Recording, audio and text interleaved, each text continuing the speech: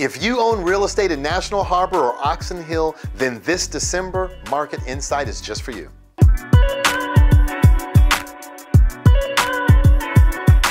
It's me, Melvin Yates, your neighborhood real estate broker with EXIT Flagship Realty. And on this month's National Harbor Real Estate Market Insight, we'll focus on empowering you with the real estate facts and data, no fluff.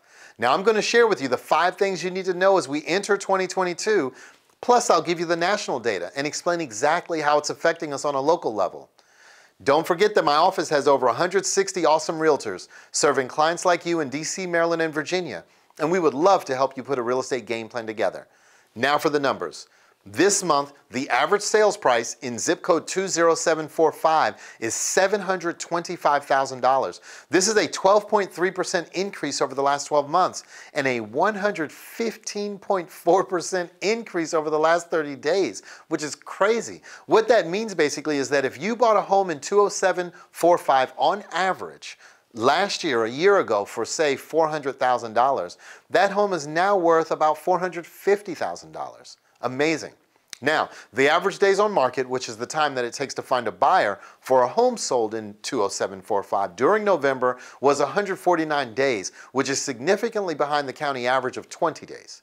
Now, in the last month, we did have 2 new homes come to market, which is a very low number, that were even listed for sale. And this is a huge issue because we only have about 7 weeks of total inventory in National Harbor or Oxon Hill, which means that we just can't keep up with the demand.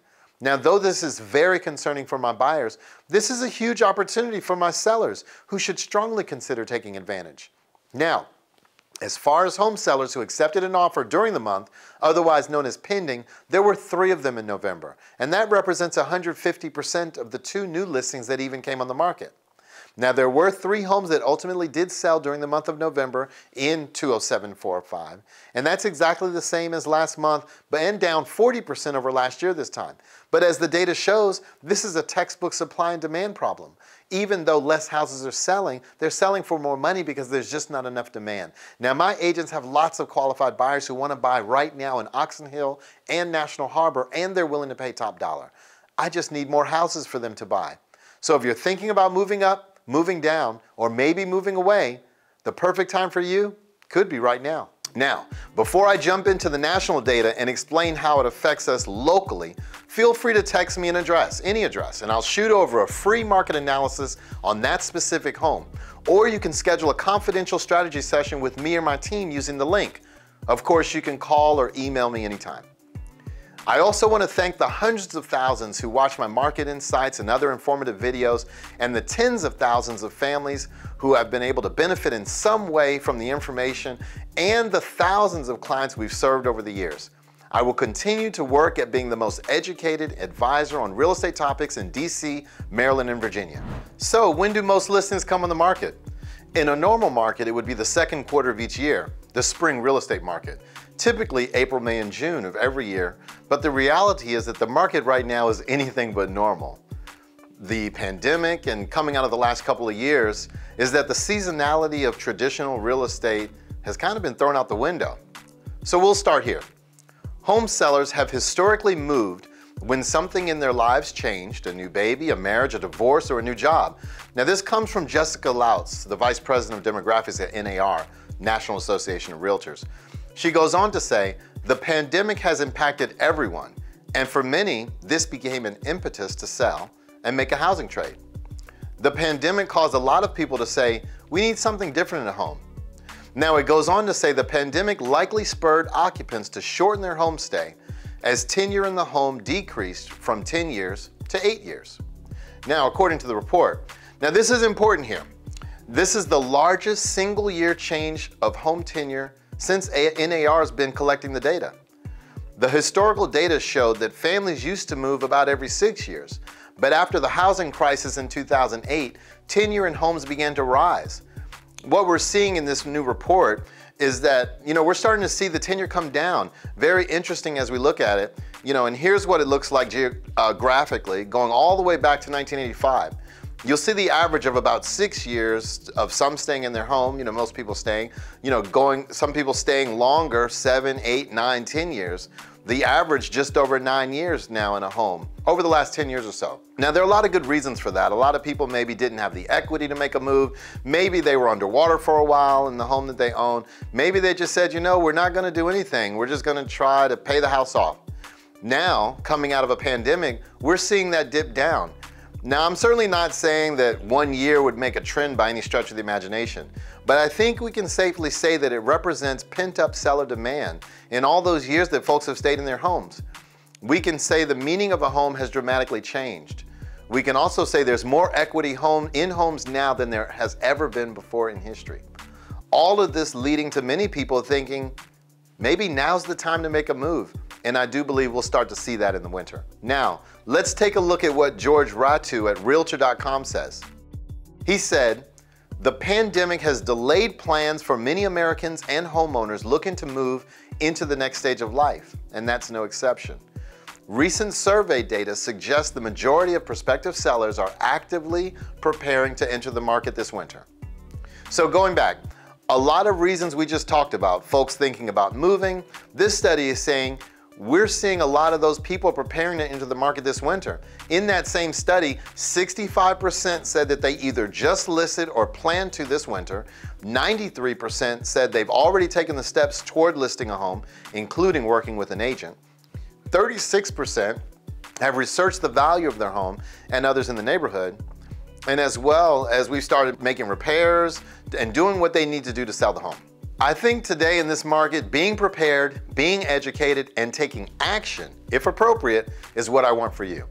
Now, Danielle Hale says that this new listings have risen now for the second week in a row, with this recent survey data suggesting that a growing share of homeowners and potential sellers are eager to find new homes. Now, there's reason to believe this may be the start of a welcome trend, especially as we move into cooler months. You know, as we look into the winter, the data shows that we're going to see more activity among sellers and among buyers than we've seen in quite some time, as seasonality has been thrown out of the window. Now, let's just talk for a minute about interest rates. Probably one of the biggest things that's going to be talked about as we go into the new year. What's going on with the interest rates? The overall outlook is interest rates are going to rise. And this is a look right now at the 30-year fixed. We've used this, many times over the last couple of years as we go back and look at January of 2020 prior to the pandemic, which is basically rates are knocking on the door of 4%. Right now, the average 30-year fix is right at 3.1%. Many calling for that rise to go into next year. Now, I'll show you what forecasters are saying, but if you were to ask me what's going to happen with interest rates, I think we're going to go back to where we were. This is a historical perspective on rates. Now, looking back at 2016, 17, 18, 19, around four normal years, I guess, quote unquote, normal years in real estate, and we bounced somewhere between 3.5% and 5%. Now, I think we're headed back there. I think we're headed back into a much more normal interest rate environment. Now, we've seen some phenomenal, awesome rates over the last year or so, historically low rates on a 30-year fix. And I think we're just going to head back to a time where we were prior to the pandemic. The bottom line here is context matters right now for the housing market and certainly for purchasing demand. The economy is improving. Millennials are continuing to age into their prime home buying years in large numbers. So the context remains good for the housing market. And I think overall, as we look at that, we can expect a rising interest rate environment going into next year. Now, I don't see that affecting the housing market dramatically, but it will cost more to buy a home in the coming months and years. Now, before we close, I'll quickly share some mortgage rate projections. This is an outlook from the four leading providers that we follow: Fannie Mae, Freddie Mac, MBA, which is Mortgage Brokers Association, NAR, as I mentioned earlier, National Association of Realtors. And what they're saying, sometime between the middle and the end of next year, forecasting between 3.5% and 4% in the average 30-year fix. So it is definitely going to cost more, I think. Now, you should expect interest rates to rise. And I don't have a crystal ball to say exactly what the interest rates are going to be. But as you can see, and I think we should all expect rising interest rate environment, and I'll continue to educate you as we go into the new year. Now, this next graphic is a home price forecast for 2022. Now, a lot of people are saying what's going on, what's going to happen next year to housing. I'm concerned. I'm concerned that, here we go again, all of that. Forecasters are calling for a 5.1% on average on housing appreciation. And you see anywhere from 7.5% to almost 3% appreciation on the low side. Now, this is a direct nod to seeing how more inventory will come into the market. The price will always be dictated by supply and demand in any market. Now, the other question that starts to come up and is on people's minds, at times, is the housing market going to crash? I'm concerned about what I've seen and forbearance and all the things that we know of have happened in the real estate market. But the bottom line here is that housing sales are forecasted to increase this year and perform very well again in 2022. I want to remind you that last year in 2020, we sold 6.5 million homes in this country. And we're forecasted to sell more than that this year and even more than that next year. Which basically leading for the past 2 years, phenomenal years in the real estate market and a very, very good next year as well. Now, the slide shows you just where we are in the real estate market based on monthly inventory in the extreme seller's market that we're in. Thinking about selling your home, there's literally never been a better time. And I know I sound like a broken record, but this graphic just underscores it and underscores it going all the way back to 1999. What does the market look like? And it's been a great seller's market for those who have decided to sell. Now, the last question that I'll kind of address on these slides is that if you're a buyer saying, I don't know if I want to buy at the top of the market. When you look at price appreciation, it's certainly not at the top of the market, but I know that it may feel that way. For my sellers out there, if you're saying, if we sell, we're going to have to pay more for another home. That's why I've laid out the appreciation forecast, so you can see for yourself. Pay attention to the data. Now, the best time to buy a home is this year, and the best time to buy a home, the next best time rather, is right now. And this was a survey done by the Home Price Expectation Survey.